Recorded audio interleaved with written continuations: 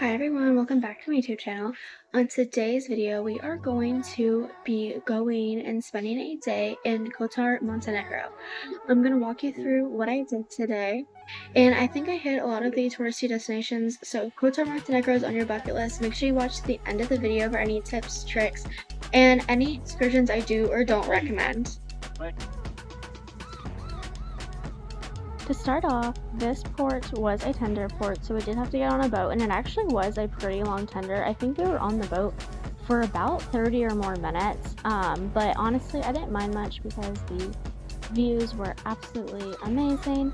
And once we got into the town of Kotar, we ended up walking into kind of like a little marina area where we met our tour guide and tour company. Now, my mother has been in contact with this woman, which I will link down in the description box below, but she specializes in doing both Blue Cave tours and cable car tours on the same day. So if both the Blue Cave and the cable car is on your bucket list, she's definitely someone you can reach out to because she includes it all. Now, I will say, it is not cheap. The excursion was a little pricey, but the boat ride was by far my favorite experience on the entire cruise, and part of it did not work out, which I will explain later in the video. But once we got on the boat, we had an amazing private boat with an amazing captain, and the ride to the Blue Cave is kind of long. It's about an hour. But our guide took us to some cute little spots. He showed us around this town, which I will link down in the description, and this is the Lady of the Rock, which is kind of a more famous landmark here, so he took us around, so we got to see both of them, and it was an extremely beautiful structure, so if you are staying longer, I would recommend doing a tour out there. He also showed us this war tunnel where they would camouflage it. That's why there's kind of like a ton of bars and stuff over it. They camouflage it and hide it, and they would put boats in there and other things, but now it's obviously abandoned, but it was a very cool spot to explore. It was used a lot during the Yugoslavia conflicts of the 90s, and another cool thing is that you could literally see Croatia, and then on the other side is Montenegro, so that was really cool.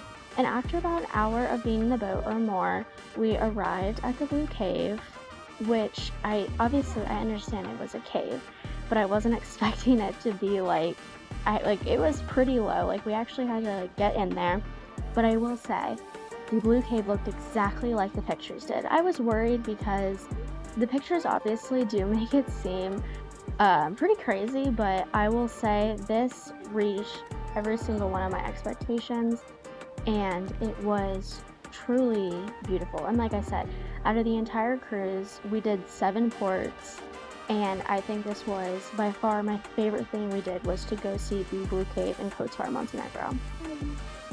Now, the water is cold. It's cold in Kotor, obviously, just because we are in a very mountainous region. So I think when we went, it was middle of July, and it was only around like 85 degrees, and the water's cold. I mean, the water, I just jumped right in, and it definitely kind of shocked me. So definitely something to be aware of. But the water is so clear, it literally just looks like someone took a glass of water and dropped blue food dye in it.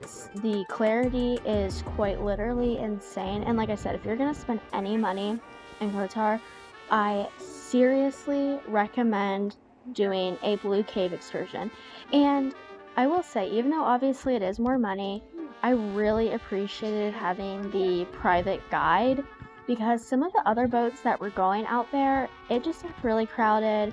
And after the Blue Cave, our guy actually gave us like drinks. It was just a really nice experience that I don't think we would have gotten if we would have done like a more public one.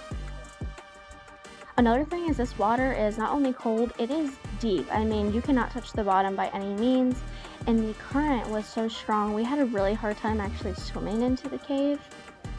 So we did not swim for as long as we had booked it for. So our guide was really nice, and he let us see some of the other parts of the Blue Cave, and he took us to some really cool little corners.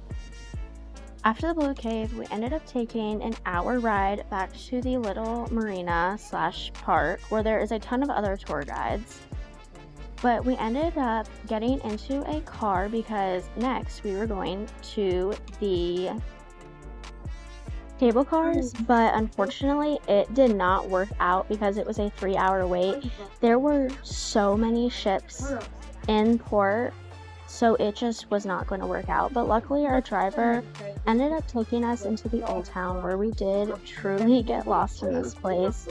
It is so beautiful and the scenery is just to die for. The old town is like, you have to enter it through a castle, and there's so many cute shops and restaurants.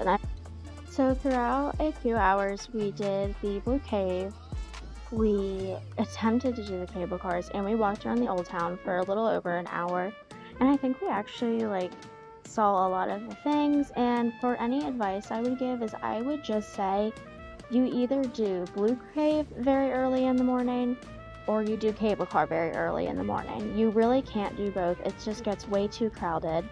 And after everything, we ended up taking a tender back to the ship, where we saw an evil magic show, which is a conversation for another time.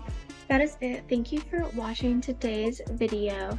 I hope you guys learned something. If you have any questions, comments, or concerns, make sure to drop them down in the comment section below.